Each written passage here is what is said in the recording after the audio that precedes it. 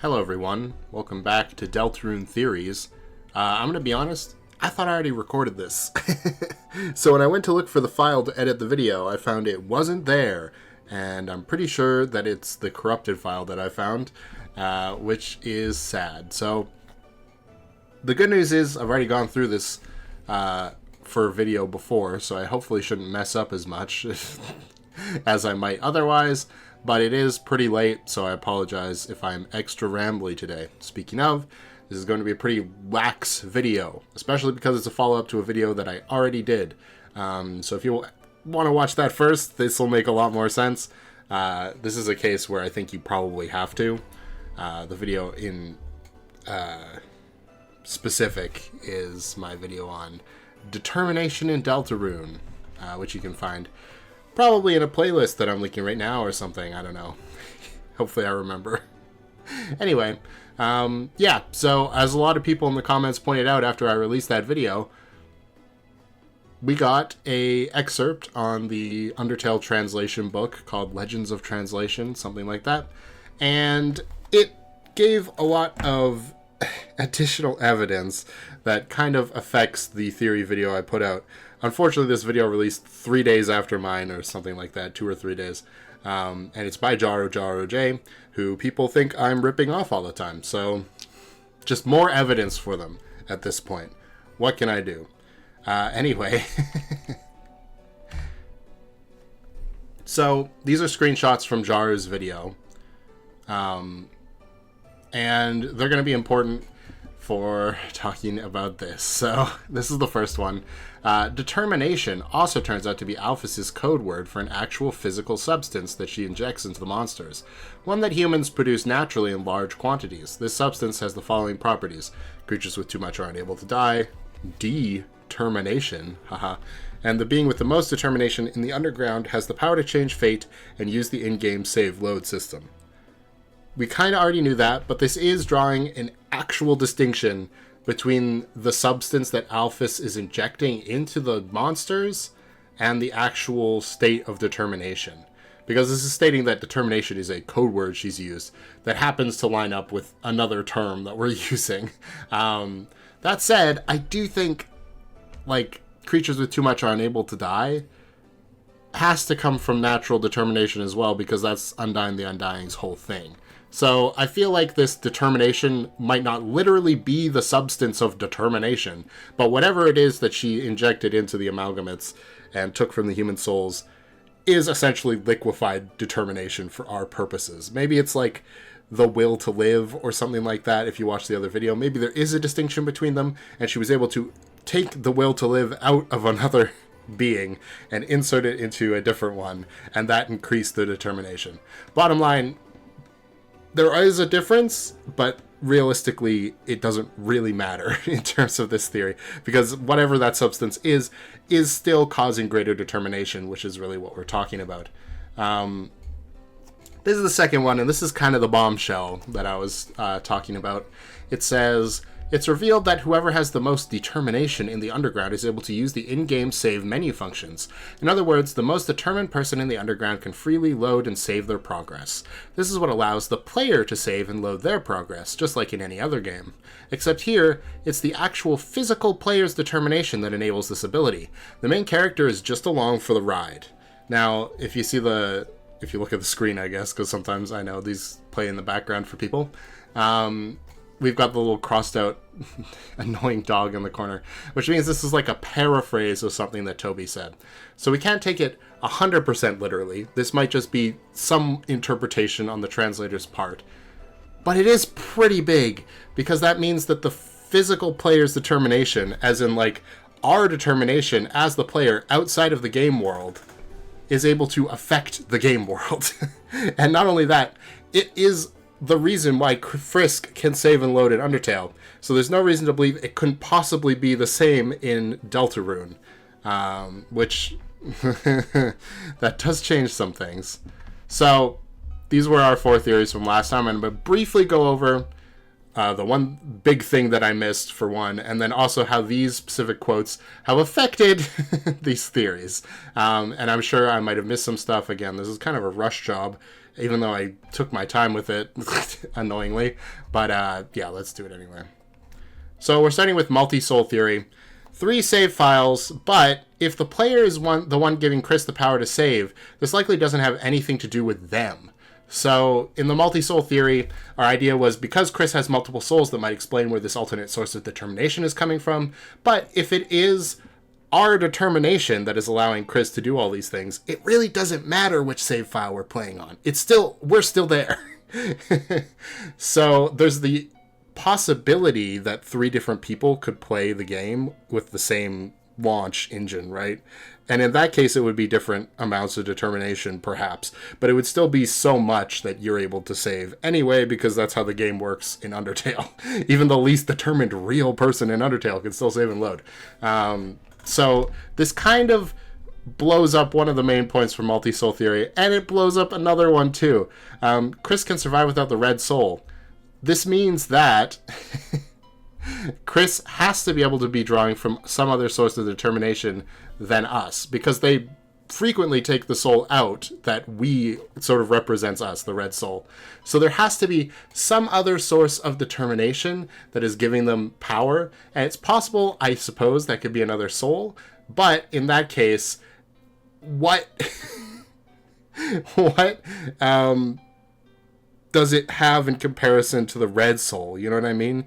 Because if the player is the one giving them this maximal determination, why are they able to do something no other being has been able to do, as in take out their soul and somehow survive? Even if it was another soul, you'd feel like that wouldn't be enough to survive that process. I don't know. Unless you had the most determination in the world and you could literally refuse to die, which is something that happens at the end of Undertale, but you never know. The Rusty Birdcage and the Ralsei stuff, I mean, the Ralsei was kind of conspiracy theory. Anyway, the Rusty Birdcage is still a point, though, that kind of makes sense for this, because just because we're here now doesn't it really explain the Rusty Birdcage being still bloody before we get here.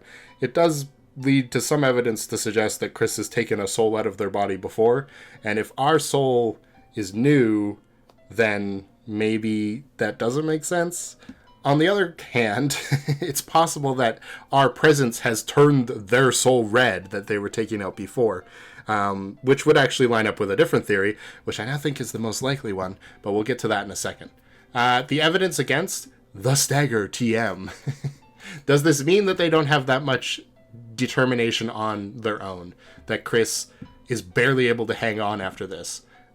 They certainly don't have as much to match us, it would seem, or else they should be able to function properly, you know what I mean? So, that's a little interesting. And we only ever see one NPC dialogue, or we only ever see one soul, and the NPC dialogue suggests one soul.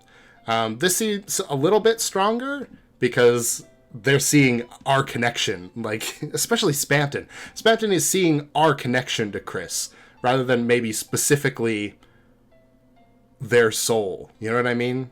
Like they've got the special powers because they're the player's vessel or whatever.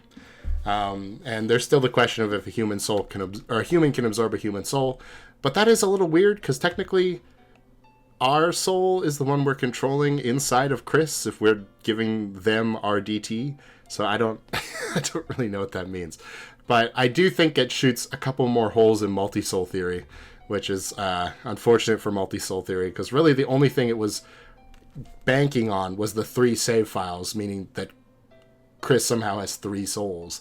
But if we are one of them, and we're giving them the determination they need, then the 3 save files can't represent that, you know what I mean? We would always have to be there, so there'd have to be 4 entities plus us, which just seems absurd. Or 3 entities plus us. Well, I guess if one of them was Chris's original soul, but if Chris is being possessed by 2 entities plus us, and then one is their original soul, there's 4 entities inside them? Like, I don't know. It doesn't seem likely. Residual determination theory. So, this was the one that was basically the sort of, this probably doesn't matter, it's just, we're fudging the details a little bit. Yeah, the soul's out, but they can still use determination. The big thing that I forgot to mention was Azrael. So, a lot of people brought up, or at least a few, brought up, rightly so, that at the end of Undertale, Azrael seems to retain the determination from the monsters in the True Pacifist ending, as well as the 6 human souls, and is able to exist as Azrael for a time after removing all of those souls and giving them back. And that is fair. That does seem like it could be evidence for residual determination. My only problem with it is it's really hard to judge off of Azrael/Flowey, because they were injected with additional determination from those human souls already. I do believe there is at least a couple lines that would suggest, especially when Azrael's saying, I'm going to go away, that he giving up those souls is going to remove this form. But it's possible he's able to hang on because of meeting like his family again and having emotions again. And it's the same sort of a situation as Undyne the Undying, right? Because in the neutral route, Undyne doesn't go Undying mode, despite also being on the brink of death, which would suggest, like we were sort of talking about at the last video, that there is some sort of emotional or like connection to the world element to determination. In the genocide route, Undyne has a lot stronger of a reason to need to hang on than in the neutral route. So it's possible that in the true pacifist route, when Azrael has been inflicted with all these emotions and forgiveness, that is why he's able to hang on to his form, his undying form, quote unquote, a little bit longer than normal. But it's also possible it's residual DT, so that is a good thing to mention, and I should have mentioned it last time, and I forgot to somehow. It takes a lot to research these videos, and by the time they're actually done, sometimes it's been so long I forgot my original points. It's sad, but true.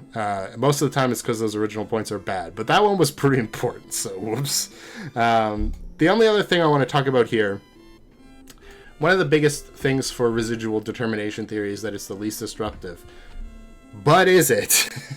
Because there's a lot of, I don't want to say foreshadowing, because it is kind of foreshadowing. There's a lot of vague allusions to the fact that at some point we might end up fighting Chris, or going against Chris, because Chris is clearly trying to remove the player from their life. So if residual DT actually is a thing, that could be a pretty big plot point.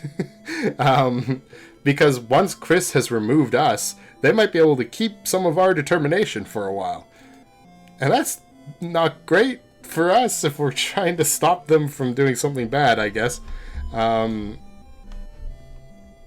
It is kind of a weird thing to think that even when our soul is outside of Chris, that they could still use our determination that apparently we've been gifting them this whole time. To save and load and stuff. We'll have to see. I don't know if that makes this theory stronger or weaker, actually. It's kind of hard to say. Because now it actually has some plot relevance, so I can kind of get behind it. You know what I mean? Like, ooh, this could actually be an interesting thing to happen later. But at the same time, it feels kind of at the same level as, like, maybe, Like, there's not a lot of strong evidence either way, which has always been this theory's sort of habitat. But hey, we got a little bit more, so you never know.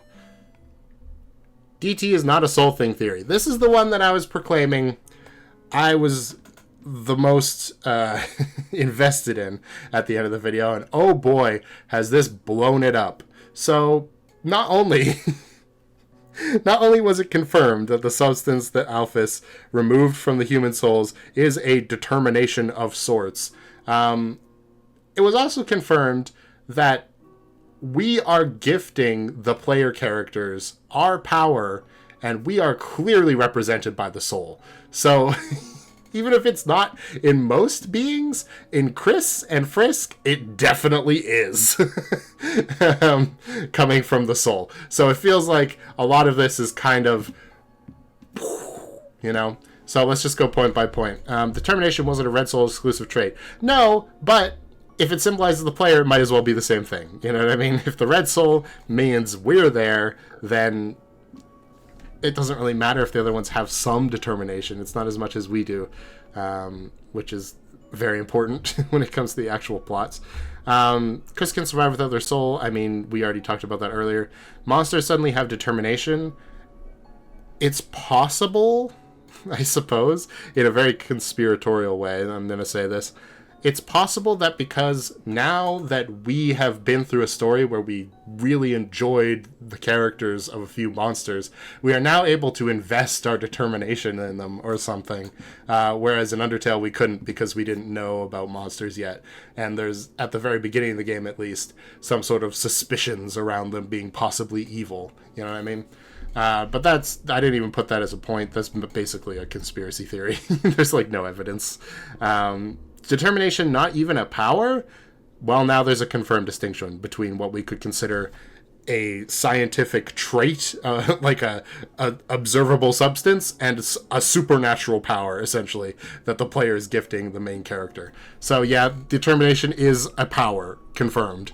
Undertale human souls and evidence against. Well, I went on this whole tangent in the last video about how the other human souls literally had determination, so it can't be a red soul trait, or maybe it's not even a soul trait at all, because, you know, all that's left of them is their souls. But now we know that we are gifting the main character determination. It doesn't really matter that much, you know what I mean? And it's the same thing with the save points. Like, well, yeah, we can still use the save points despite, you know, or there was still people who could use the save points without a soul, which is Flowey, but like once we get there, we are able to subvert that and have way more determination than even Flowey. So it doesn't really matter. And the fountain closure, that uses the soul, and it's definitely using our power. So yikes. A lot of this slide has been blown up. And then finally, alternate determination theory, which I think actually got a big boost because of this revelation. So one, we know that Flowey was injected with extra determination, right? And they were almost, or he was almost able to match us. But we know that Chris normally gets their DT from us, and so does Frisk. So where do they get extra from? Like, okay, if they normally get their determination from the red soul, then when they remove the red soul and we are no longer able to give them determination, they would have to get determination from somewhere. So either it's multiple soul theory, which seems like very implausible now because there has to be like 4 entities.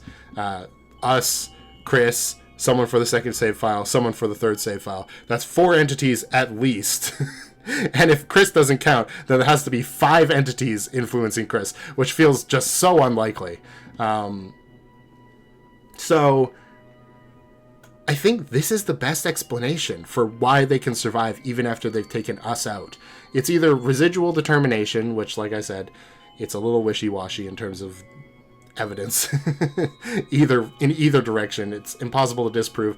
Really not that easy to prove. But if they have a source of alternate determination, if they were injected with determination, or they have some other means of acquiring it other than us, then this makes perfect sense how they can survive without the red soul. Because they've got power from somewhere else. And again, it ties into this wonderful little subversion where in Undertale, it was Asriel who got the extra determination. And in this, it would be quote-unquote Kara, quote-unquote, that got it. And of course, the bunker fear, I was already speculating that that might be the place where they got injected with determination, given that it has ominous vibes and they don't like it.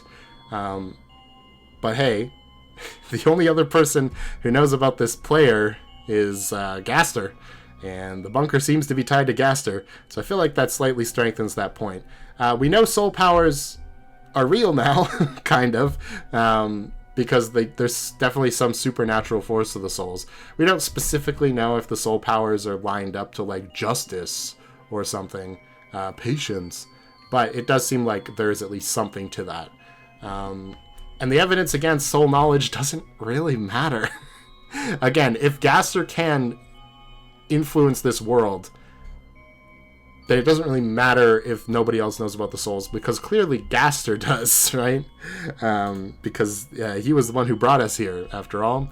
And if we are on this level of connection with Chris, there's no saying what level of connection Gaster could be on, even if he doesn't exist in the Deltarune world. So hard to say. Like I said before with the save points, that's us. We do the save points, so it doesn't really add anything to Chris being able to do that or take it away. It's kind of a moot point now. And Queen's selection of who she chooses to make the knight does make a little bit more sense now. She notably picks up on Susie, Noelle, and Chris, but ignores Birdley. And hey, who has been commanded by the big determination factory that is the player? Well, Susie, Noelle, Chris, and Ralsei. But she doesn't care about Ralsei because Ralsei's a Darkner, can't create dark fountains. Or at least we think. Who knows? But those three that she picks out are all people who have been influenced by the player in some shape or form. Maybe she can sense that there's extra determination because of that. And it makes even more sense in the Snowgrave route now why she says that Noelle has awakened too much. Because not only has it perhaps made her too strong to have this fear and therefore the extreme will to live that gives her extra determination, but it might also be the case that she has rejected being a playable character in this route. And so she no longer has that connection to the player and no longer has that power to create dark fountains so easily. Yeah, that's interesting for sure. So with all that said, the player. This is this is pretty crazy. This is like my final slide, I think, right? Yeah, it is. The player is literally an alternative source of determination. It's true. So alternate determination theory is seeming very plausible. If beings outside the game world can influence with determination, then what about Gaster or Des? They're technically outside the game, you know what I mean? They're in the code or whatever. Can they influence characters in the same way we can? If Gaster is invested in the knight or whatever in the same way we're invested in our player character, then is it possible for him to give the knight extra determination or something like that? I don't know. What about Des? Is the reason Noelle has so much determination, is that because Des is rooting for her and lending her some of her determination? I don't know. If the player can influence the game world, then who says other beings outside of the world, that is like the code and everything, could do it too? Who knows? Crazy Undyne theory. Okay. So, we already talked about last time how it seems like in the genocide route, this is proof that Undyne, there is some sort of emotional component to having enough determination, which does seem true. However,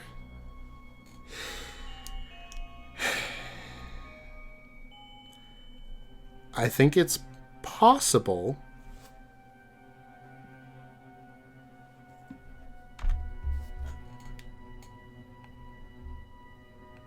Sorry, I had to cough. I'm still a little sick. I'm almost done, I swear.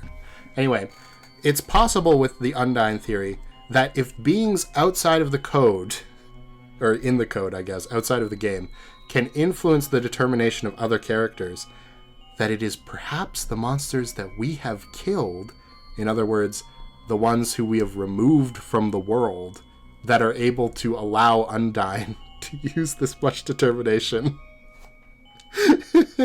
That is definitely conspiracy theory level, but oh boy, does that make sense. Because she's literally doing the whole, like, Dragon Ball, give me your power, lend me your power, sort of thing. And she's saying she's fighting for the whole world. In a way, it only makes sense that she's gaining her power from her deceased friends. What can I say? And finally, Chris versus the player. This is very interesting, especially if something like residual determination ends up being true. We could end up having to fight a being that is equal to us in power, which we have never done before. We fought Flowey, and Flowey got close. And he did subvert us very briefly before the souls ended up taking Frisk's side, and suddenly we were, fighting with an advantage again. Even like the god of hyperdeath Azrael fight, we're still technically more powerful than him because he literally can't kill us and we can essentially reload. It is only the Omega Flowey fight where he actually has the upper hand on us in terms of determination power. And yeah, that goes pretty poorly for the most part until the other souls come in to help. So like in the case where that's not a factor, like